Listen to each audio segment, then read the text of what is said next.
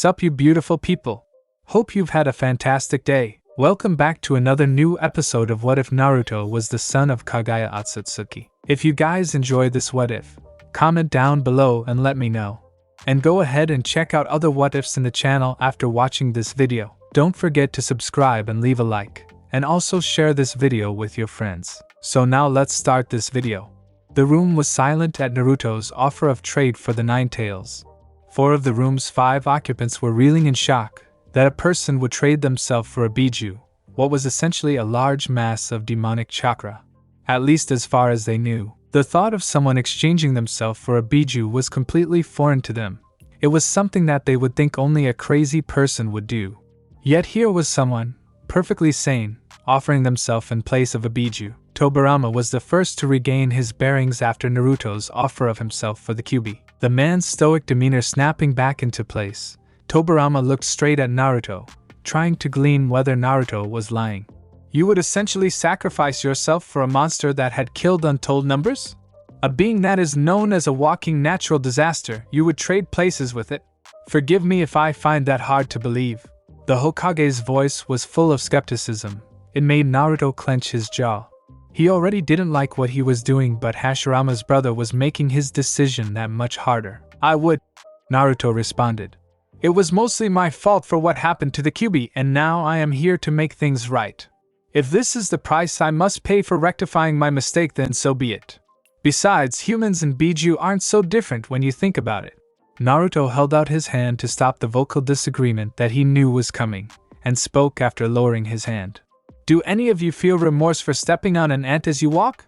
Do you feel any different for the fly you squat when it annoys you? If you don't, then how can you expect a biju to feel remorse for killing humans? Perhaps because we are sentient being capable of words? Tobirama said sarcastically. Are you? Naruto countered.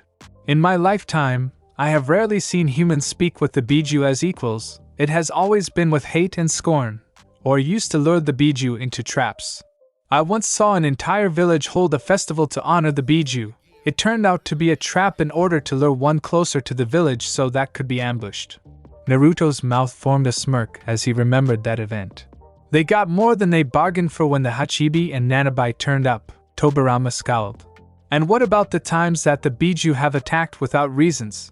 The Achibi is a prime example of this. Naruto's smirk turned into a frown when Tobirama mentioned Shikaku. Naruto missed his nephew.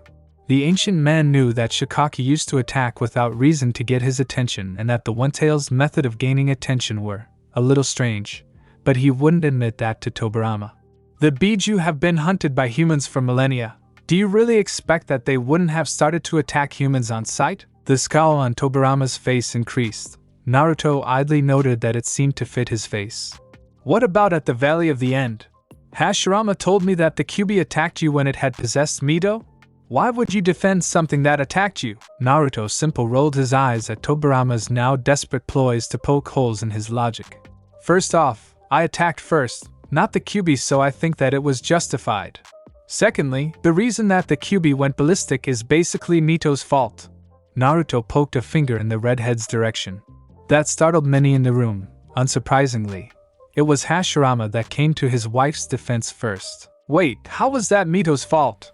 Naruto could see that anger that Hashirama felt at his wife being accused of something that he didn't think she did, so the ancient man quickly explained to Hashirama before the man popped a vein. Hashirama, when Mito sealed the kyubi inside of her, she did something that is only meant to be done by those extensively trained in the sealing arts. It was something that usually requires specialist training or for someone to have prodigious skill in Fuinjutsu, and even then it takes years for someone to be able to seal a being of the kyubi's power. I have no idea what sort of skill Mito has in Fuinjutsu, but it was obviously not enough. A skilled practitioner would have known that the kind of seal that Mito used strong enough to restrain something like the 9 tails. Here, Naruto gave Mito a piercing look, causing the woman to squirm a bit in her seat. What level of practice were you at when you tried to seal the kyubi inside yourself? Naruto's voice demanded an answer, and the man's eyes could see that the Uzumaki Senju woman was reluctant to give it. What level were you, Mito? Some anger started to leak into Naruto's voice. He didn't like that Mito wasn't answering the question. By now, Hashirama, Tobirama and Haru were now looking at Mito as well. This finally caused the red-headed woman to sigh. 23. High seal expert. I'd had 4 years of experience with containment seals prior to sealing the Kyuubi, she murmured. Her face was looking towards the floor to avoid Naruto's gaze. The man would surely be angry with her. That's good, Mito. Hashirama tried to reassure his wife, who was looking ashamed of herself. His hand was on her back, trying to give her comfort. You told me that people usually reached that level when they were in their 30s. That makes you good, right? Mito didn't answer her husband, and Hashirama was about to talk again before Naruto stopped him by speaking before the Senju clan head could. Hashirama. Naruto's voice was tightly controlled, like the man was trying to restrain something. While Mito's level in Fuinjutsu is advanced for her age, someone trying to restrain something like the Kyuubi would need to be at least level 53, an exotic seals novice, with at least 7 to 8 years of experience before they even theorized about how to seal something like the Kyuubi. Naruto narrowed his eyes as he looked at the Uzumaki. What Mito did would have gotten you killed had I not been there to subdue her. Not only did she not have enough experience to perform what she tried, but even if she somehow did have the experience, it would have still gotten both herself and you, Hashirama, killed. Hashirama turned to Naruto, a confused and slightly angry expression on his face. What do you mean she wouldn't have been able to do it even if she had the right skills? That's quite simple, Naruto said, facing Hashirama. While the base of the seal that Mito used was correct, she didn't factor in how much power the Kyuubi had. This caused much of its chakra to leak out, as the seal wasn't large enough to contain all of the chakra and the seal wasn't strong enough to hold all of it back. This alone was a problem, but one that could be easily solved if Mito had the necessary skill and experience. The real problem was the barrier that separated the two conscious. Here, Naruto turned back to Mito, who still had her head down. A Biju's mind is different from a human's. Because the barrier was so thin, you were able to send a massive amount of raw emotion down it. It caused the Kyuubi's mind to go haywire and revert to primal instinct. Had I not been there to subdue you, Mito, you would have rampaged across the world, killing anything in your path until you were brought down. Naruto turned to Tobirama. That is why it attacked me. Its primal instinct was to attack anything that attacked it, and I did, so it attacked me in response. After this, Naruto shook his head. Anyway, we're getting off track. We need to talk about the deal. Naruto really didn't like what he was about to do. It would be a hell of a lot easier to simply kill Mito and let Kurama reform, but the Uzumaki woman hadn't done enough yet to truly draw upon Naruto's ire.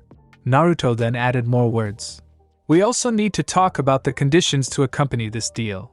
That made Tobirama sit up straighter with narrowed eyes. In this village, everyone answers to me. I decided what happens, I decided what goes on. I tell them what to do and they do it, if you want to make a deal with. That was as far as he got before the Nidaime found himself pinned to the wall, hand around his throat, and cold white eyes burning their way into his skull. Tobirama and the rest of the room's occupants felt a heavy feeling settle over their beings, like an oppressive cloak had been pulled over their heads. Tobirama felt the worst of it. He felt like there was mountain on top of his chest, combined with the hand around his throat, and Tobirama was having trouble staying conscious. His vision was getting blurry and black spots danced across his eyes. The hand around his throat seemed to realize this and eased off on the pressure, though it wasn't by much. It was enough to make a difference to Tobirama. As Tobirama tried to gulp down mouthfuls of air, a voice found its way to his ears. Let me get one thing clear right now, Tobirama. I aim no one's weapon. The words were hissed into Tobirama's ear. The gray-haired man could hear the anger in the tone and the venom in the words. If you think of me as such, in any way, I will annihilate you and everything that tries to stop me. Naruto, to put it mildly, was livid. Never in his long life had someone said that he was a weapon. Tobirama might have phrased it differently, but in the end, the words meant the same thing. Tobirama had just crossed a line that he would never be able to uncross. Not only had he been rude to Naruto, insulting his memory of his brother, but he had the guts to look him straight in the eye and say that he was owned by Konoha, and subsequently, Tobirama. While Naruto was willing to use violence, to fight in wars, to use his abilities to harm, he did so knowing why he acted. He did so knowing that his actions were going to help make the world a better place, or when he was protecting his family. The war that Naruto could sense on the horizon did have any reason. It was simply a reason for corrupted people to grasp at more power, something that Naruto despised. If Naruto wasn't adamant on getting Kurama unsealed, then he would have tried to think of another way. Giving up his freedom was a hard thing for Naruto, someone who had spent millennia doing as they pleased and simply living their life as they pleased. Naruto was not planning on trading places with Kurama, but he could see that it was the only way for him to be able to secure Kurama's freedom and ensure that he wouldn't be hunted down by Konoha after he is freed from the seal. Releasing his grip around Tobirama's neck, Naruto allowed the man to slide to the ground and begin to take deep breaths. Naruto just rolled his eyes at the over-exaggeration. He wasn't squeezing that hard. He then took a step back to allow Tobirama more room to regain his breath. Naruto waited for Tobirama to begin breathing regularly before speaking. A frown marred his face as he spoke, and narrowed eyes pierced through Tobirama as the man lay on the ground. I think you need to be reminded of the other ways that this conversation could be going, Tobirama. Naruto was starting to reach his limit with this man, Hashirama's brother or not. If this child was going to continue to try and order him around, then he would find out just how powerful the brother of the Sage of Six Paths was. Naruto could tell that Tobirama wasn't necessarily a bad person, that he truly did want what was best for Konoha. But what made Naruto dislike Tobirama, he didn't hate him yet, was that the man only saw the forest, not the trees that made up the forest. Sometimes this was a good way to see things, but at the moment it wasn't. There was also the fact that Tobirama thought that being Hokage made him the smaller version of Kami, in which everyone obeyed his law, probably because he let the power he wielded as Hokage to go to his head. It didn't help that the man was incredibly militaristic. First condition of this deal. Naruto began with his arms crossed over his chest. After this upcoming war between the hidden villages is over, I'm leaving. Unfortunately, instead of waiting for Naruto to finish, Tobirama acted in anger and frustration and tried to provoke Naruto. Fortunately for him, he didn't press the right buttons for that. So you plan on not honoring our deal? The Nidaime spat up at Naruto. The gray-haired man managed to get his feet underneath him and stand up, albeit he was leaning against the wall. Why am I not surprised? Naruto only narrowed his eyes and clenched his fists behind his folded arms, but restrained himself from punching the now obviously stupid man in the head. My power will be sufficient enough to repel any attack that target Konoha, more so than the Nine Tails ever could, so I believe that you should just shut up and take what you can get. If I wanted to, I could have simply taken Mito and forcefully extract the Kyuubi that way. So I suggest that you let me talk, because you're lucky I don't take the Kyuubi and leave. Naruto waited for Tobirama to speak, but the second Hokage had apparently learned his lesson and kept his mouth shut. Good, the second rule is that Konoha makes no attempt to recapture the Kyuubi after it is released. This would be the hardest rule for Naruto to keep intact. The Ōtsutsuki knew that Kurama wouldn't want to be around him for a while after he was released, and it would be hard to keep the Nine Tails safe if he didn't want him around. He could only drop in every year or so and make sure that Kurama was okay and pray that the Biju knew how to lay low. Third rule. Naruto continued. I will only be ordered to attack in the defense of Konoha, not for anything more. If you do, I'll take it as a breach of the deal and leave. Remember that this war shouldn't have anything to do with me. I want to stay out of it as much as possible. Is there any problem with that? No. Tobirama grounded out. The man obviously wasn't happy with the way this was going, wanting to be in control of the situation instead of being an observer like he was now. What restrictions do I get to place on you? I can't be the only one with conditions for this deal. Naruto reluctantly conceded that point. If this was going to work in any way, then Naruto needed to have some restrictions as well. If you have something within reason, then by all means tell me. Tobirama tried to open his mouth to say something, a condition for Naruto, but nothing came. What could he ask of Naruto? The man had already said that he would only attack in Konoha's defense, and he couldn't get Naruto to join Konoha Shinobi Corps. The brother of the Sage of Six Paths had made it clear that he wasn't going to be staying here for long. That only really left. Train someone. The words didn't come from Tobirama, but surprisingly Haru, who had remained quiet for most of the conversation. Even so, Tobirama couldn't help a small smile that wormed its way to his face. He had just been thinking along the same lines as Haru and had come to the conclusion that this was the best condition that he could give Naruto that gave him something in return. I agree with Haru, Tobirama said. In addition to being restricted to the grounds of Konoha, You must train someone in your skills. While training multiple people would have been better, Tobirama knew that he wouldn't be able to get more than one person. More than one highly trained shinobi. A group perhaps? Only taking in the prodigious or highly skilled. I'll think on this more later. Tobirama knew that shinobi, especially powerful shinobi, were very protective of their personal skills, so it was easy to theorize that Naruto was the same as them. Perhaps he was even more protective considering how powerful the man is, if Hashirama's reports on his powers were to be believed. Though Tobirama knew that those reports were truthful, having sensed the man's power when Naruto had released his hand from his neck. When Tobirama slumped to the floor, he used his contact with the ground to sense the man's chakra. Tobirama could safely say that Naruto had the most chakra he had ever felt, Biju included. Naruto quite annoyed at this turn of events. He hadn't anticipated the possibility that Tobirama would make him transfer some of his skills to someone else.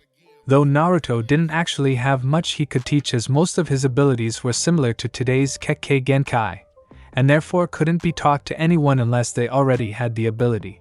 Though that still left his enhanced strength, his healing ability, Fuinjutsu skills, Taijutsu skills, what little Genjutsu he knew, and possibly his chakra constructs, though Naruto was not sure if this was a bloodline or not. I will train someone. Naruto relented. He knew he would have to agree to a condition.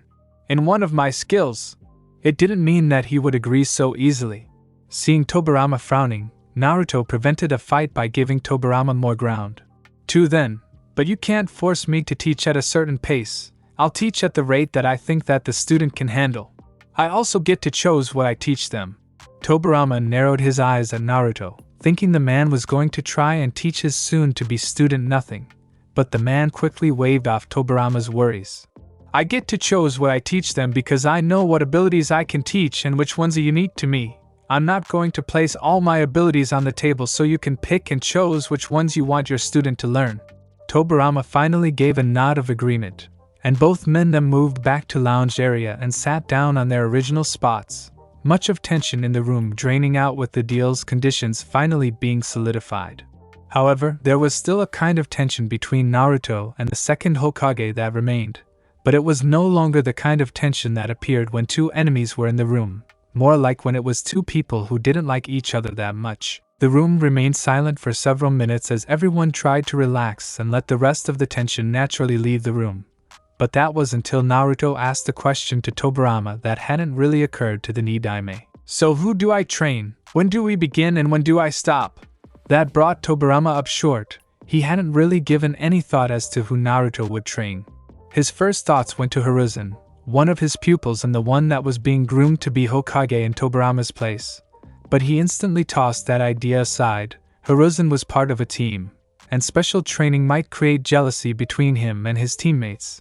It was already bad enough with all the attention Tobirama and Hashirama paid the young Sarutobi. Other than Hiruzen, Tobirama didn't really know anyone else in the village that stood out. There were several highly skilled ninja in the shinobi corps, but no one that stood out in Tobirama's eyes that would constantly improve the skills taught to them by Naruto. Both himself and Hashirama were too old to be taught anything at their age. Both of them would begin to near the period where instead of training to improve, they would train to simply keep their skills at the same level. That only left the younger generation, someone who Tobirama knew had the potential to be a great shinobi, someone that Tobirama had faith in. None really came to mind. It was quite hard to tell potential shinobi in children. It was usually easier as they grew up. But with the younger ones, those below 5, it was like finding a needle in a haystack. He also needed someone that could use the skills that Naruto would teach them, or could be molded to use them. There was no point in getting Naruto to teach a medic nin only to find out that the medic nin wouldn't or would rarely use the skills they were taught. Tobirama had to choose this person wisely, as either Naruto would promise them to never share the skills Naruto taught them, or the shinobi would become protective of them, like the well-known shinobi become possessive of their signature jutsus. Tobirama was so wrapped up in his decision on who to choose for Naruto's student that he almost missed the grin that appeared of Hashirama's face. Looking at his brother, Tobirama immediately questioned him on why he was smiling. What? Why are you smiling like that? Hashirama kept the grin and said a single word. Tsunade. What? Tobirama questioned. What does your granddaughter have to do with this? Naruto will teach Tsunade. Hashirama said it as if it was obvious. It took Tobirama a second to process what Hashirama had actually said. What? Tobirama said incredulously. Hashirama, I can understand that you have trust in Naruto, but putting your granddaughter's training in the hands of Naruto is too much. Besides, what would the rest of the clan think? Putting the training of an heiress in the hands of a foreigner is not something that many will like. I agree. Haru spoke up, feeling quite annoyed with his father for putting his daughter's name forwards without consulting him first. Father, while you may trust Naruto with Tsunade, you have to understand that I do not. Besides, she is my daughter. Haru put special emphasis on the word my. And therefore, I get to ultimately decide who trains her and who doesn't.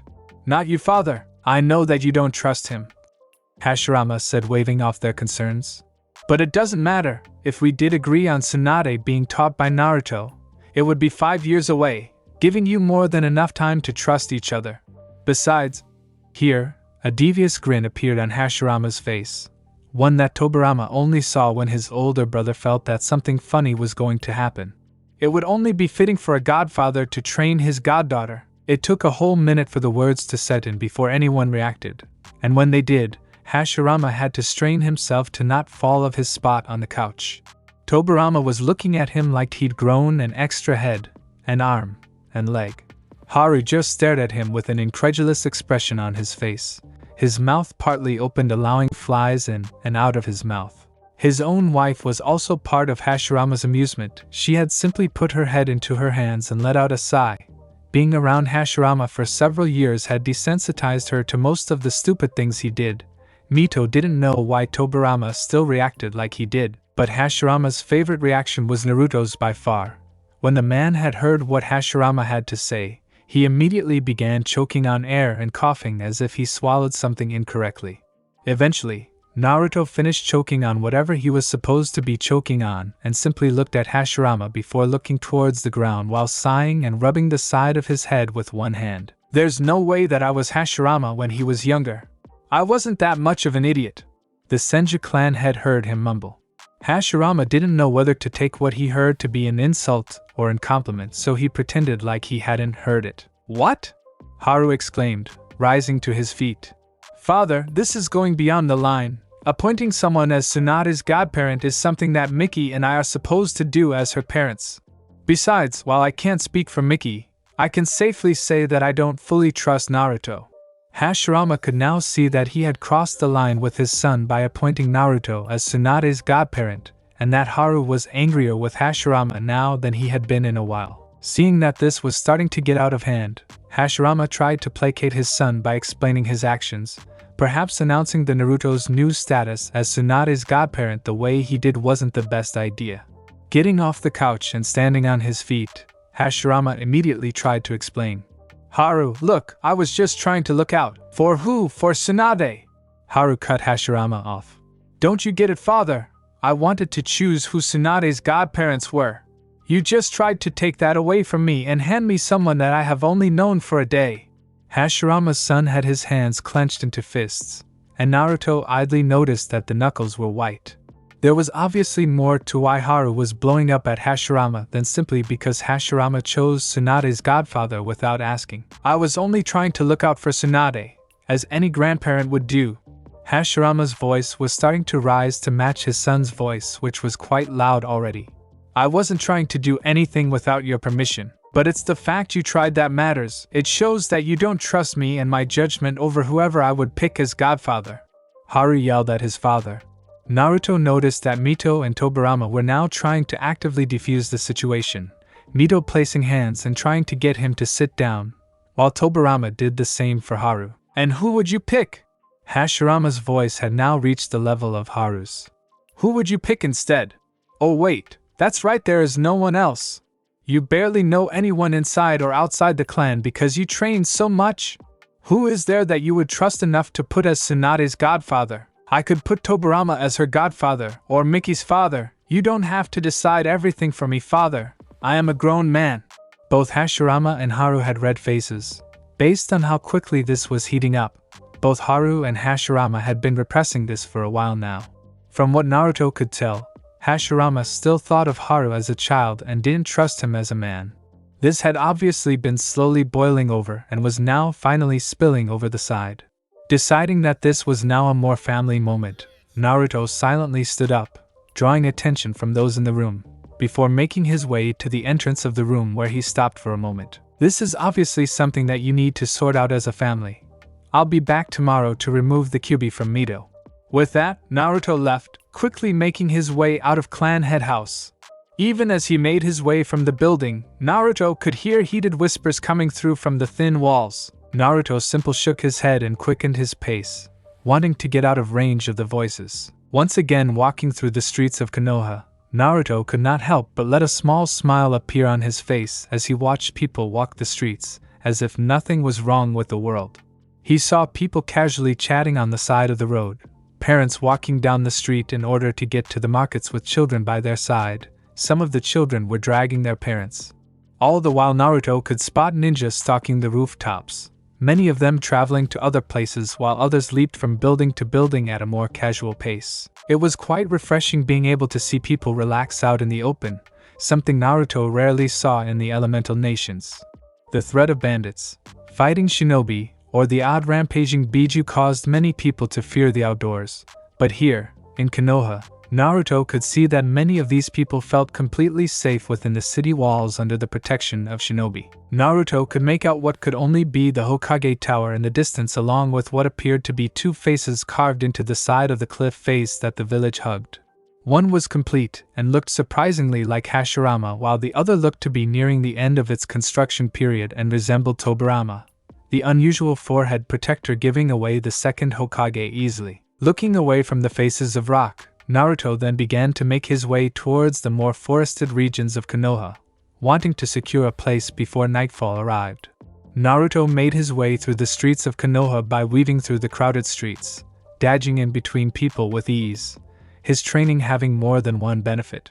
As he made way towards the forest, Naruto noticed the building begin to thin out, becoming less and less numerous until the only reason Naruto knew that the way he was going wasn't abandoned was because of the path that he was traveling on was man-made and looked slightly worn. Following the trail, Naruto found himself face to face with a large metallic fence that seemed to surround the forest. Gates were posted in regular intervals from what Naruto could see. Looking at a sign posted next to the gate, Naruto could make out the writing on the board, albeit barely. The sign was poorly maintained, only attached to the gate at a single point and was barely attached. Whether this place was abandoned or simply poorly maintained, Naruto didn't know. Either way, Naruto found out where he was staying for time that he was staying in Konoha. Naruto hadn't actually slept on a bed in several hundred years, having found that using his Mokuton abilities that he could force grass to grow at an incredible rate and could control what kind of grass grew. Using this, Naruto made a certain type of grass grew wherever he wanted to sleep. This grass was always incredibly soft, and was quite comfortable to sleep on. Since then, Naruto had never slept in a bed, not only preferring nature over the boxes that people were starting to call houses, but also finding that the grass was more comfortable than most beds. Looking closely at the hanging sign, Naruto could just read the words. Training Ground 44, the Forest of Death. Naruto read to himself. Ha, cozy. Choosing to avoid breaking down the gate to get in, Naruto simply leapt over the tall fence using chakra to assist in his jump. Landing with a small thump on the ground, Naruto then made his way further into the forest to try and find a suitable spot to sleep. Keeping his senses opened, Naruto entered the forest. The ancient man wasn't stupid enough to disregard the name of the place he was in. While he doubted that there was anything that could damage him, let alone kill him, it would be best to keep his guard up just in case. This turned out to be a wise thing to do, as in less than 100 meters in, Naruto felt a chakra signature moving towards his position. The chakra signature was relatively small, the body that it was housed in was not. It was easily 5 times larger than Naruto, and seemed quite long. Readying himself, Naruto looked towards direction he felt the signature coming. As it got closer, Naruto was able to get a view on just what he was up against.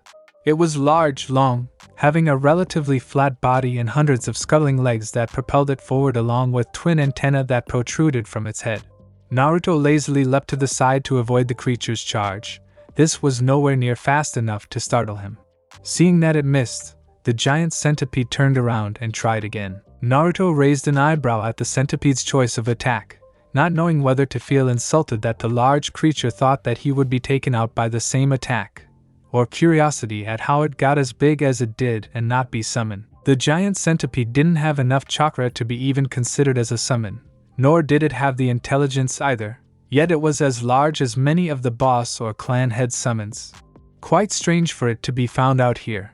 Naruto could only theorize that it was the environment that affected its growth. Naruto simply jumped over the creature's charge and, with a small amount of concentration and chakra, raised a spear of compressed earth that pierced the skull of the centipede, causing the long insect to collapse onto the ground as its brain instantly died. Landing on the forest floor without a sound, Naruto simply brushed his cloak off and continued walking further into the forest, leaving the only evidence that he was there being dead centipede and a spear of rock. The centipede wouldn't be the last thing that Naruto encountered in the forest. Several minutes later, Naruto encountered several large tigers that tried to have him for a meal.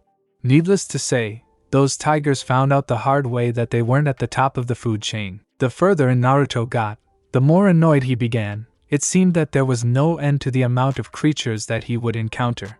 Finally having enough, Naruto let out a pulse of chakra through the ground, allowing him to get a mental image of the forest as his chakra spread around the forest. It was then that Naruto found what he was looking for. In the center of the forest, about 10 kilometers from the forest's edge, was a tower that looked to be unoccupied. It would make a fine place to stay. Turning towards the direction of the tower, Naruto set off in the direction of the building that was now unofficially his home. Thankfully, it was only a kilometer away, so it didn't take that long to get there, and by sprinting, Naruto was able to bypass all of the creatures that were in between him and his abode. Stopping just in front of his home, Naruto took the time to get a better picture of where he would be staying. It was in quite good condition considering the condition of the gate of the training ground, large, pointed building that towered over the trees of the forest. Surprising considering that the trees were some of the larger ones that Naruto had seen in the world. A maroon brown, the tower was essentially a bunch of circle rooms on top of each other, with the one on top always being smaller than the one below it. Multiple windows were located around the building on each level, allowing light to penetrate inside the tower. Looking around the tower, and Naruto noticed that the tower was built in the center of a clearing, none of the trees showing any sign of growing inwards. That got Naruto curious about the purpose of the tower and the forest. The forest was man-made, meaning that Hashirama most likely grew it using his Mokuton, but even then it still didn't explain the reasoning of the tower or the forest, or even why no one came here. Hearing a loud roar of some kind of flesh-eating animal made Naruto's sweat drop. Cancel that last thought, he didn't know why no one came here. Why would anyone go to a forest that is stocked with animals that size of houses? Though that brought up another question, why were all these animals so large? Shaking his head, Naruto put that in the back of his mind as something to think about later. Entering the tower, Naruto quickly traveled to the top of the tower to find some rooms that he could use, finally occupying on near the very top. Looking around the room, Naruto could see that the room might have once had an occupant, but the only remains that Naruto of what had once been in the room was rotting wood. After removing all of the rotting wood and clearing all of the spider webs and dust from the room, he began to secure the room. He inscribed various seals around where he was sleeping, from simply arrays that prevented people from opening doors to seals that would alert him if something above a specific size or a certain amount of chakra was around the premises. Naruto then sprouted grass from the floor, but made sure to do it slowly, not knowing the integrity of the floor and if it could cave in. Taking off his layers of clothing until he was bare-chested and clad in long pants, Naruto then went to bed on the soft grass, wondering what tomorrow would bring. He could only hope that it had less surprises than today. It was in the late morning that Naruto found himself walking back through Konoha towards the Senju compound with his hood up once more. The streets were beginning to crowd as many people began shopping from the various stalls and businesses that lined the street. Naruto could hear the cries of vendors as they tried to sell their products to a passing customer, and casual chatter of people as they went about their day. Walking past the citizens of Konoha with purpose, Naruto was idly aware of several ninja observing him from the rooftops. They were quite good, having better stealth skills than most, but to a man who had lived longer than 20 men combined, they may as well have been babies trying to spy on an adult. Even so, Naruto made no sign that he sensed their presence, believing that they were most likely sent by Tobirama to watch him and report back. Naruto made it to the Senju clan's compound without a fuss and strolled through the front gates, the guards on duty making no move to stop him.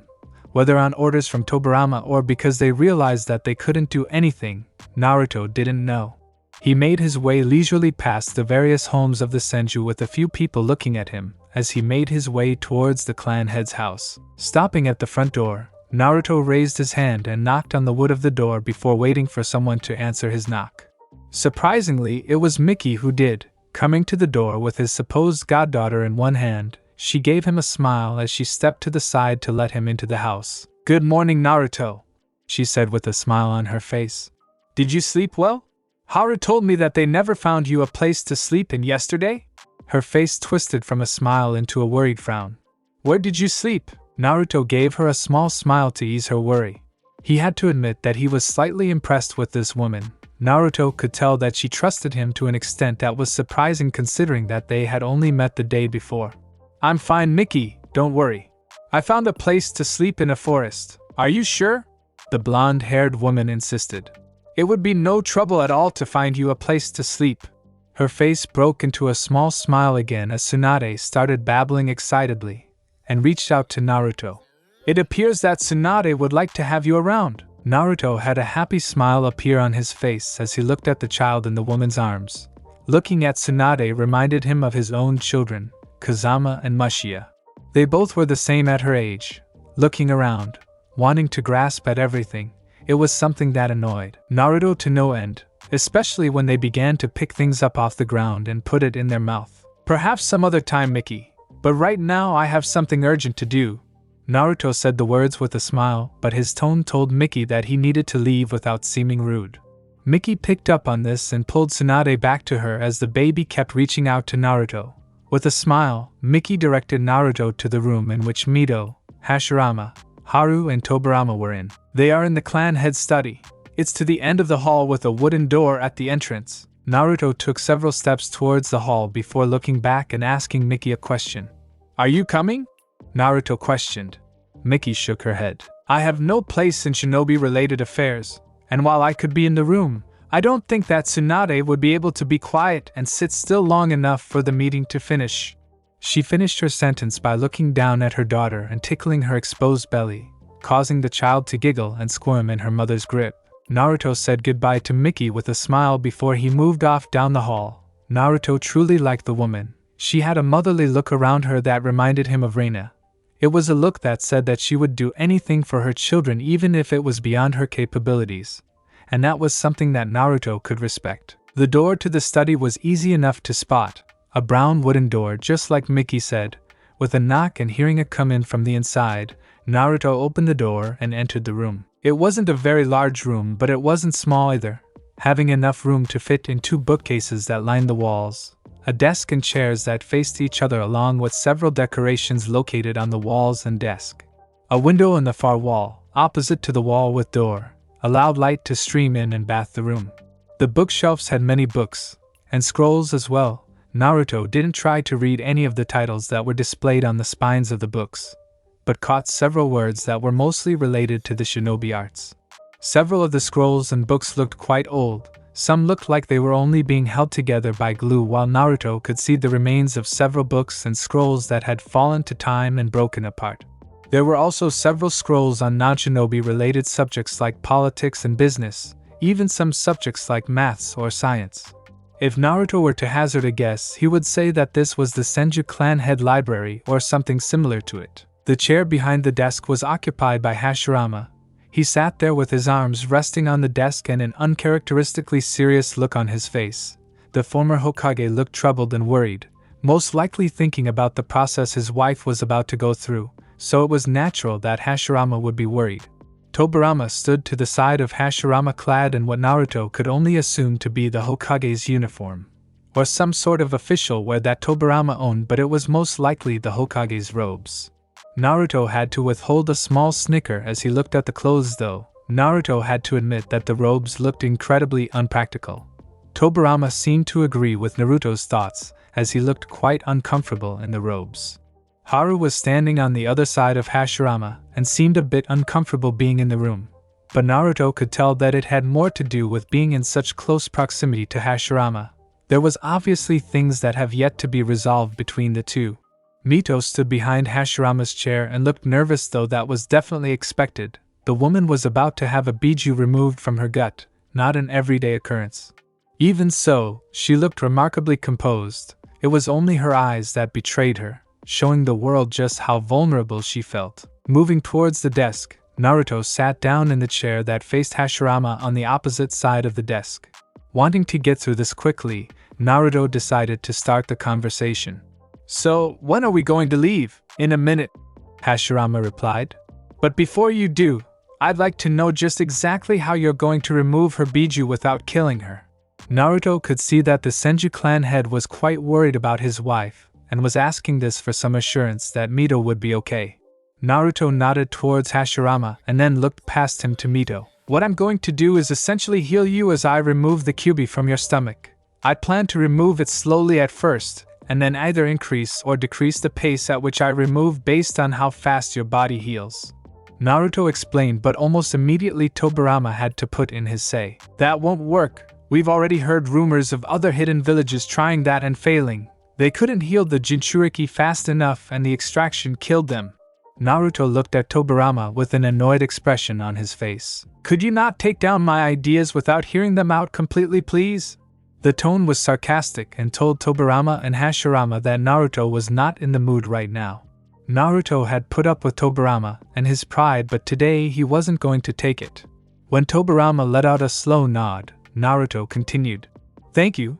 As I was saying, I will heal you as I extract the kyubi using methods that are only available to me." Here, Naruto shot a pointed look to Tobirama. "If you hadn't interrupted me, it would have been at this point that I would have told you that my rate of healing is far superior to yours. If I wanted, I could make someone regrow an arm or leg within seconds, or I could cure madness. My explanation to Mito was just a simply overview. What I'm actually doing is far more complicated." Naruto honestly thought that if he tried enough that he could theoretically bring back the dead. Naruto had never really tried to bring back the dead, believing that those dead should remain dead, enjoying whatever was after death. That didn't mean that Naruto had never thought about bringing the dead back to life. It was something he had always dreamed of, bringing back Hagoromo, Rina, Kazama, Mushiya, and even his mother. But there was always a little voice at the back of his head that stopped him, that told him that they would all be disappointed in him if he did that.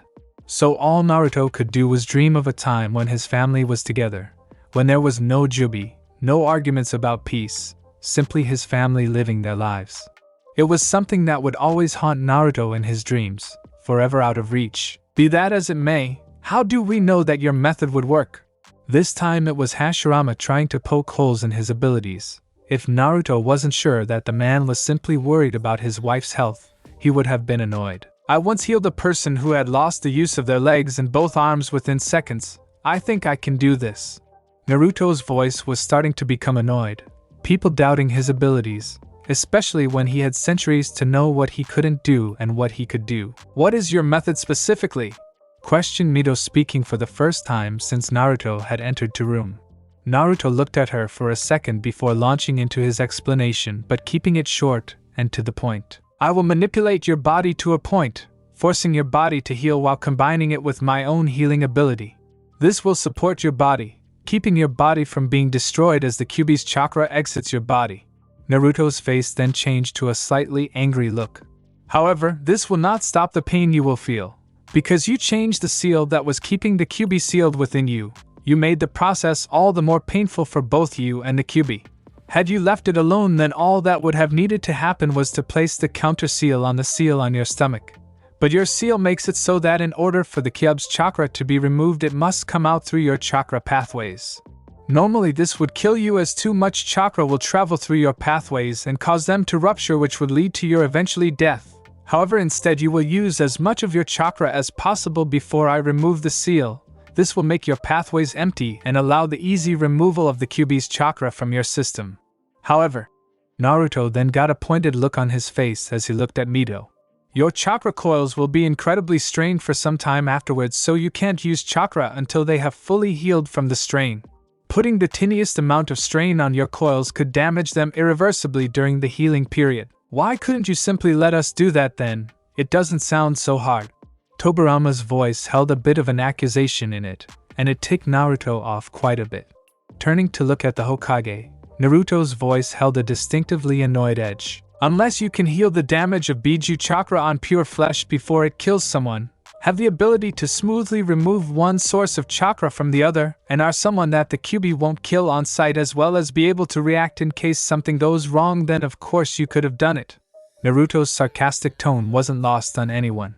Look, Tobirama, face the fact that I might not be here to ruin your precious village because believe me, if I wanted to, there would be nothing left and neither you nor anyone else would be able to stop me. Naruto was giving Tobirama a narrow-eyed stare, waiting for the Senju clan member to respond.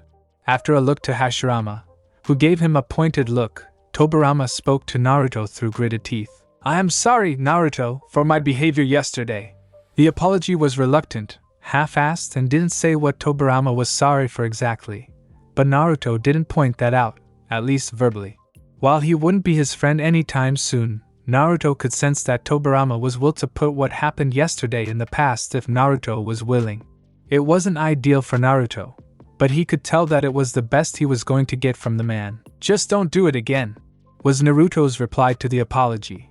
Tobirama looked like he was going to argue, but another look from Naruto made him stop, before reluctantly nod. The message in Naruto's eyes was clear: yesterday is behind us, so start acting like it. So are Mito and I going to get leave already? Naruto asked, looking around the room, impatient to get going. He wanted to get the unsealing over and done with. Wait, is it just you and Mito going? Hashirama seemed startled, as if he was expecting to go along. Based on the matching expressions on Tobirama and Haru's faces, they expected to be going as well. Yes, Naruto said simply. When had he said that anyone else was going? I thought that it would be all of us going, Hashirama asked with a furrowed brow. Naruto almost face-palmed at the stupidity of the question. Oh, I'm sorry, Naruto said sarcastically. Of course you get to come to see me unseal a powerful being that you helped seal, of course. It's not like the Kyuubi wouldn't be happy to see you and won't simply kill you and anyone else you bring along as soon as he lays eyes on you or something similar. No need to be sarcastic about it, Hashirama grumbled. Then don't ask to do stupid things, Naruto said to Hashirama. The presence of Mito will rile it up enough. Having you there, Hashirama, might set it off on a rampage. After a moment of pause, Naruto continued. So, can I get Mito somewhere safe and release the seal on the Kyuubi? Or is there something else that needs to be talked about? The possibility of something else to talk about at this point was going to seriously piss Naruto off. Nothing that can't be said after you get back, Hashirama said. Great, there was stuff to talk about after. You and Mito can go. With that, Naruto stood up and made his way towards the door, with Mito giving a quick kiss to her husband, a kiss on the cheek to her son, and hug to Tobirama before following Naruto out the door.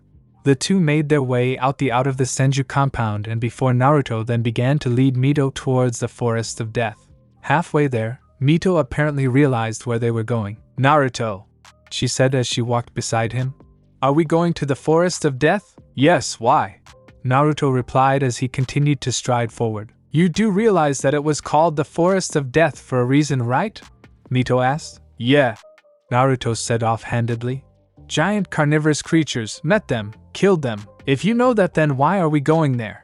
Wouldn't you need a place without distractions to release the Kyuubi? Yes, I would. We're only going there so that we can leave Konoha without a fuss, Naruto explained. Why?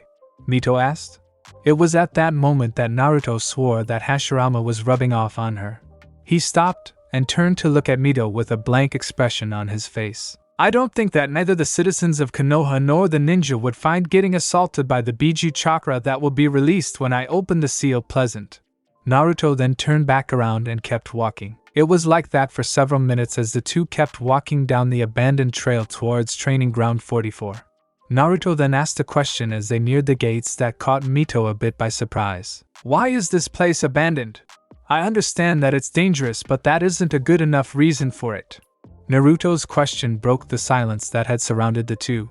Mito looked at the training ground before answering Naruto's question. Originally, it was supposed to be a training ground to help simulate forest combat, But when Hashirama made the trees grow here, he added too much chakra to the technique, which caused chakra to saturate the area. Mito explained as she gestured to the large trees. This caused rapid growth in everything within the forest boundaries, including the creatures. The area was abandoned after the Jonin, or elite ninja, found the forest too tough for their skills. Occasionally a ninja will enter to try and prove themselves, but it usually results in them running out of the forest after an hour or two. Naruto nodded along with Mito's explanation as they approached the gate. As they did, Naruto jumped over the high fence with the chakra-enhanced leap, with Mito followed after him using chakra to run up one of the metal poles that held up the fence. As Mito landed on the other side, she found Naruto giving her a hard look, like he was trying to figure something out. Several seconds of silence resulted in Naruto asking a question just as Mito was getting uncomfortable. Will the Uzumaki get involved in the coming war? The question caught Hashirama's wife off guard, but she recovered quickly and answered Naruto. Yes, Konoha is their ally, so the Uzumaki clan, or Uzushio-gakure, will fight on the side of Konoha. Naruto raised an eyebrow at her answer. The Uzumaki clan have an entire hidden village made up of their clan members? I didn't know they had that many members. They don't, Mito replied. The Uzumaki made alliances with several smaller clans that banded together to create Uzushio. And the reason that other Uzumaki are here is because of the coming war? Naruto inquired regarding the other Uzumaki chakra signatures that he sensed yesterday when searching for Mito's. Partly, Mito said, starting to get a bit nervous. In order to keep alliances strong, Konoha and Uzushio agreed to swap shinobi. Some Konoha shinobi go to Uzushio and some Uzushio shinobi got to Konoha. Mito paused for a moment before continuing, but she was a bit hesitant. Why are you so interested in the Uzumaki clan? Every once or twice I got to the Uzumaki clan had helped them with their process with seals or simply to see how they're doing. I like how they valued family over all and were peaceful, or at least they used to be peaceful. The last part Naruto muttered to himself. While he couldn't fault the Uzumaki, Naruto couldn't help but feel a burst of anger at the fact that the Uzumaki would be fighting in the pointless war. Though Naruto couldn't say that he wouldn't do the same in their position. If one of Naruto's friends were fighting in a war that they didn't start, then Naruto would help them. It was for this reason that Naruto didn't know whether to feel proud of his descendants or ashamed. Proud for helping their allies in the face of potential war, or ashamed for fighting in a war that was simply a bid for power. Let's get going, Naruto said, gesturing towards the forest. We'll go in there for cover before I take us somewhere isolated. Mito nodded and the two of them walked into the tree line until gate and fence weren't visible. Naruto made a motion for Mito to get on his back, which she did after a bit of coaxing. Do I have to stay like this? Mito complained from her position on his back. Naruto had to refrain himself from smacking head on something. Had people gotten stupider in the last millennium? Unless you'd rather we walk for a day or two, Naruto offered to Mito, though the Uzumaki could tell that Naruto was showing his annoyance, and wisely kept quiet. Like I thought. Naruto then channeled sub-elemental chakra through his pathways, his body then being bathed in a yellowish glow as the advanced nature transformation took into effect. Mito watched open-mouthed as Naruto's body glowed. Having never seen something like this happen before, she was about to ask what was going on before Naruto offered her one last piece of advice. Hold on tight. With a flash of yellow, they were both gone, with no evidence that they were even there to begin with.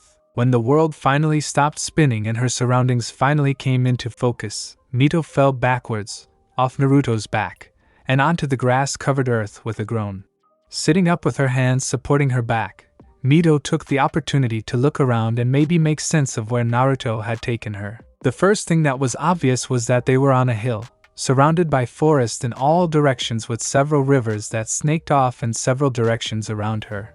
Konoha wasn't visible in any direction that Mito looked, the familiar Hokage monument not even a speck on the horizon. This unsettled Mito, as the Uzumaki had come to find the atmosphere of Konoha comfortable since she had first visited after she had married Hashirama. Turning back to Naruto, she found the ancient man looking around at the forest below with a critical eye, most likely sensing to see if there were any people or animals that might interfere with the unsealing of the Kyuubi. When Naruto turned to look at Mito, he gave her a nod. Good, you're up. You should get started. Start performing your most draining techniques to empty your coils, then we can begin, he said, not wasting any time on idle chit-chat. Mito, however, didn't feel the same way. Hang on a minute, what was that? What did you just do to transport us here, and where is here? Mito's question irritated Naruto more than she'd ever realize. The man just wanted to unseal Kurama, and then hurry up and spend as long as he had to in Konoha's walls, train whoever he had to train, and then leave. If people were going to keep asking questions every step of the way, Naruto was going to get incredibly irritated. I just used one of my abilities to transport us to an isolated spot in the land of rivers, far from any civilization. Now if you don't have any more questions, could you please start emptying your chakra coils?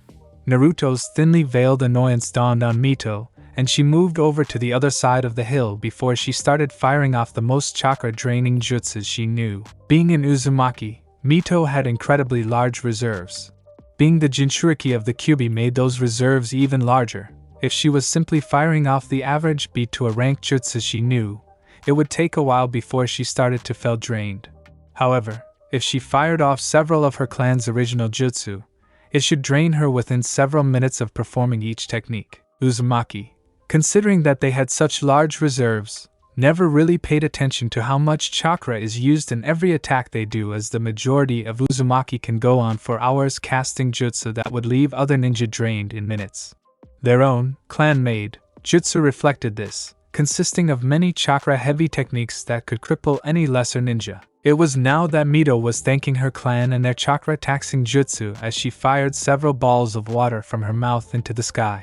While many of the jutsu that originated from the Uzumaki appeared to be the same as the techniques they were based off, there were differences that only showed themselves when you were being hit by one. With Uzumaki techniques, the water used was far more condensed, the fire was much hotter than other fire jutsu, rock techniques were more solid, wind jutsu were thinner, which allowed for sharper cuts, and lightning attacks were fast and stronger than their originals. Of course, the trade-off with these techniques was that they were more chakra-heavy, but that mattered little to the Uzumaki clan. Firing futon jutsus into the air at a rapid pace, Mito felt her chakra start to drain as multiple, chakra-heavy attacks started to take its toll on her body.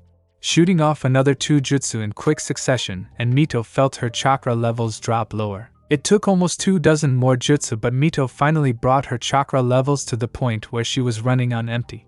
Turning around to face Naruto, she had enough time ponder why she didn't see him when she felt something collide with the back of her neck, causing her world to turn black. As Mito's unconscious body hit the floor, Naruto simply looked at her downed form and felt a fair amount of satisfaction. Can't say that I haven't wanted to do that, Naruto murmured to himself. At least now I can say that we're partly even, as long as you don't seal any other biju away. Wanting to begin the unsealing now, Naruto dropped to his knees before rolling Mito over onto her back before opening her kimono, exposing Mito's stomach to the world. Channeling a bit of chakra on her stomach, Naruto let out a grunt at the sight of the seal that became visible. Naruto channeled a bit of chakra into his arm that contained miniaturized storage scrolls on his skin. A puff of smoke signaled that Naruto's sealing supplies, or more specifically, his brush and ink, had been released from the sealing matrix. Grabbing both items, Naruto then began to draw rapidly over the exposed skin, various symbols that would be nothing more than gibberish to more than 100 or so people. Any other Fuinjutsu specialist would take hours, possible more, to undo the seal that Mito placed on herself. When she placed it on herself, she must have intended to either take the Kyuubi with her when she died, a stupid idea considering that it would simply escape as soon as the seal died, or for herself to be the only one to undo the seal in the first place. This mattered little to Naruto as compared to him. Mito was but a child. This went for sealing prowess as well. While Mito may have been a prodigy in sealing in her clan, Naruto had over 3 millennia to refine his Fuinjutsu skills. It took Naruto all of 30 minutes to draw up the counter seal on Mito's stomach. Once he had finished drawing up the seal, Naruto then placed his brush and inkwell back into the storage matrix from which they came before he took a breath to center himself. He had never done anything like this before. Sure, he had done far more dangerous things, but what he was doing now specifically? No, this was a first for Naruto. What Naruto was about to do was actually several things at once. But essentially he was going to heal Mito at a faster pace than she was damaged by the removal of Kurama's chakra using what shinobi would call a Kekkei Toda. Using the combinations of yin, yang and water, and yin, yang and earth, or the Kekkei Toda Kenten, health release, and Kutan, flesh release. In conjunction with his own healing ability, Naruto hoped to be able to keep Mito in prime condition as he extracted Kurama, or at least keep her alive until he had extracted all of the Kyuubi and then heal her completely afterwards. Unfortunately, this wouldn't block out the pain that she would feel, dull it perhaps, but she would still feel pain, so Naruto knocked her out to help her cope. Beginning the task, Naruto placed his hands on top of the seal that Mito used to hold back Kurama, as well as the counter seal, and channeled chakra through the counter seal. Immediately, both seals lit but in a bright blue, before both seals appeared to merge together. This is what Naruto wanted. Channeling Kenten, Kutan and his own medical chakra, Naruto began to heal the damage the slow removal of Kurama's chakra began to create in Mito's body. As if on cue, Mito's back arched and her eyes flew open in pain. Naruto knew that her screams were most likely carrying for kilometers, unconsciousness doing nothing to help dampen the pain like Naruto thought. As Mito's body began to spasm in pain, Naruto summoned chakra chains from his body that emerged from the ground, wrapping around the limbs of the convulsing Jinchuriki and restraining her against the earth so that Naruto could do his job. This did nothing to stop Mito's screams of agony as chakra was forced around her pathways before being extracted. If it wasn't for Naruto's healing ability, and the Uzumaki having such a strong body and life force, Mito's body would have given up almost instantly. Kurama's chakra began to emerge in the form of a fine red mist that slowly began to gain density, as more of the chakra was released. Naruto saw that the damage caused by the extraction of Kurama was being healed almost instantly, and began to up the rate at which the chakra was removed, drawing the Biju chakra out faster. The effect was immediately visible. The blob of red chakra that was gaining density did so at a faster rate, and Mito's screams became more pain-filled and louder, the increased rate of extraction causing Mito greater pain. Naruto gritted his teeth as Mito's screams of pain were getting louder. Her constant screaming and the feeling given off by Biju chakra was sure to attract attention. The oppressive feeling given off by the Biju couldn't be changed. It was something that would affect all beings in an area with the exception of him. Mito's screams, however, could be silenced. Increasing the extraction rate again, Naruto hoped his plan worked as Mito's screams increased in volume. Inside the head of the Jinchuriki, Mito's mind began to register that the pain wouldn't stop anytime soon and that the signals sent by the nerves weren't going to stop, and so, in the interest of preserving Mito's sanity, it made her lose consciousness and placed her in a mild coma. In the outside world, Mito's body suddenly went slack. The thrashing and convulsing stopped as the brain stopped sending messages to the rest of the body other than the most vital organs. Naruto was at first worried that Mito's heart had given out from the pain or that her brain had shut down completely. However, his own medical chakra told him that Mito was still alive and that her brain had sent her into a coma, which was partially what Naruto was aiming for. He would be able to wake Mito up from it eventually, but right now, it served its purpose in keeping Mito from feeling any more pain. Checking again at how much damage was being done to Mito's body, he found that once again, the combination of the three chakras was more than enough to prevent Mito's body from being damaged. Wanting to speed this up even more, Naruto increased the rate of extraction again. Already the amount of Kurama's chakra removed from Mito was reaching nearly 50%, so it was only a matter of time before the rest of it was removed, and only an hour or two had passed since the start of the extraction. However, it appeared that Naruto wasn't going to be able to finish the unsealing without interruption, as several chakra signatures appeared at the edge of his senses and began to move inward, towards Naruto's position. Naruto had to suppress a growl of irritation. They were most likely from the small hidden village that had taken up residence in the land of rivers, Tenki or something or other. Naruto didn't really care. What did matter was the reason they were coming this way. They were most likely drawn to the feeling that Kurama's chakra gave off, thinking that it was a Biju that was missed, and saw this as their opportunity to attempt to seal one way. Not that Naruto would let them, even if they actually could. The seal masters in this squad of ninja were most likely making the same mistake as Mito had and didn't actually have the necessary skills to seal Kurama away. Naruto focused back on Mito and keeping her alive. The deal had been that Mito was to be alive by the end of the sealing, and he didn't think that a bunch of ninja attacking him midway through was a good enough excuse as to why Mito died. He was the brother of the Sage of Six Paths after all. It took barely an hour for the several signatures to reach his position on the top of hill.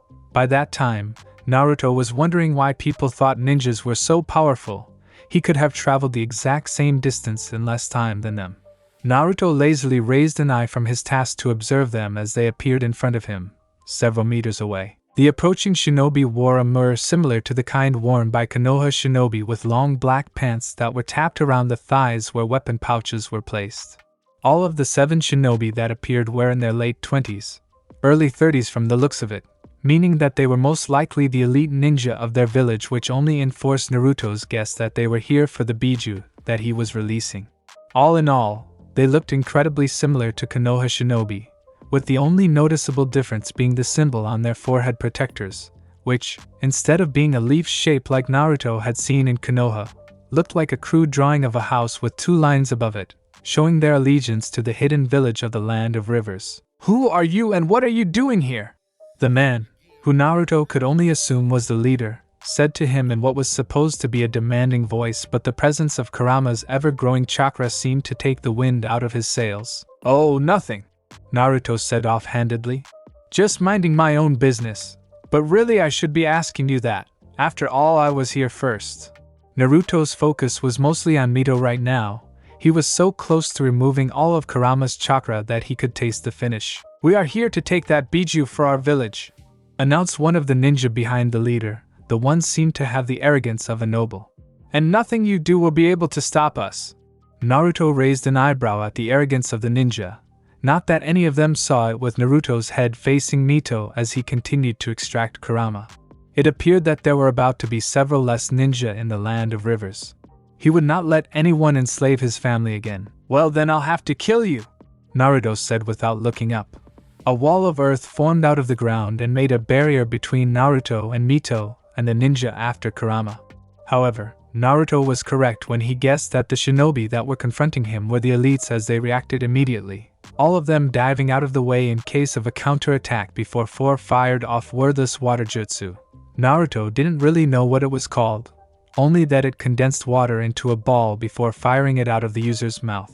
The balls of water did nothing other than dissipate against the wall of earth before Naruto responded with small pellets of earth that shot out of the earthen wall that protected him. The pellets moved at high speed and were made of condensed rock to help penetrate objects. 2 of the ninja were killed immediately, a pellet straight through the head for a quick death. Another was hit in the neck. He would bleed out within the minute. The other 4 managed to avoid the projectiles of condensed rock, their experience telling them a second earlier than their comrades, allowing to escape the projectiles. It was once again thanks to their experience that the 4 remaining shinobi managed to avoid the spears of earth that erupted from the ground in front of them, all of spears poised to kill the targets. Naruto wasn't exactly trying very hard to kill them. He knew that they would never have a chance at taking Kurama. He had all of them in range of his senses, so there was nowhere they could hide from him. Naruto simply figured that Kurama might need someone to take out his anger on, since Naruto couldn't let Ninetales take it out Mito. However, Naruto had no reservations with the 4 surviving ninja that were currently dodging Earth's spears from the ground. "Damn it, Hiroku," the leader swore. "Do something about these spears." The leader was apparently getting angry about not getting anywhere. "On it, boss," Hiroku said. The elite ninja avoided a spear and went through several hand seals before slamming both hands onto the ground. "Earth release, earth shaking palm." The ground shook as the jutsu tore into the earth, upturning earth and destroying the land around the center of the technique. The jutsu forced Naruto to drop his earth wall and focus on keeping the earth around his position stable, which, although wasn't hard to do, was quite annoying for Naruto. But as he focused on Mito again, Naruto broke into a smile. The last of Kurama's chakra was finally draining out of Mito. Naruto stopped healing Mito and watched as the last of the chakra drained out of Mito and into the now incredibly large blob of chakra that began to take shape into the infamous nine-tailed fox. He could idly feel the ninja behind him beginning to panic at Kurama being free, most likely because he killed their seals expert with the rock pellets. Just because he was confident that they wouldn't seal Kurama didn't mean that Naruto was going to take any chances. With a flick of his finger, a set of earthen pillars sprouted from the ground, slamming into the ground with speed that elite ninja couldn't predict, launching them away from Naruto and the released Biju. Kurama could find them later. Finally, Naruto saw Kurama's head take form, along with his legs and tails, meaning that Kurama was finally free. Naruto couldn't force the smile off his face as he looked upon the strongest of the Biju, who was currently inspecting his body. "It's good to see you free, Kurama," Naruto said to the Kyuubi, causing the Biju to pause in its inspection of its body and turn to Naruto.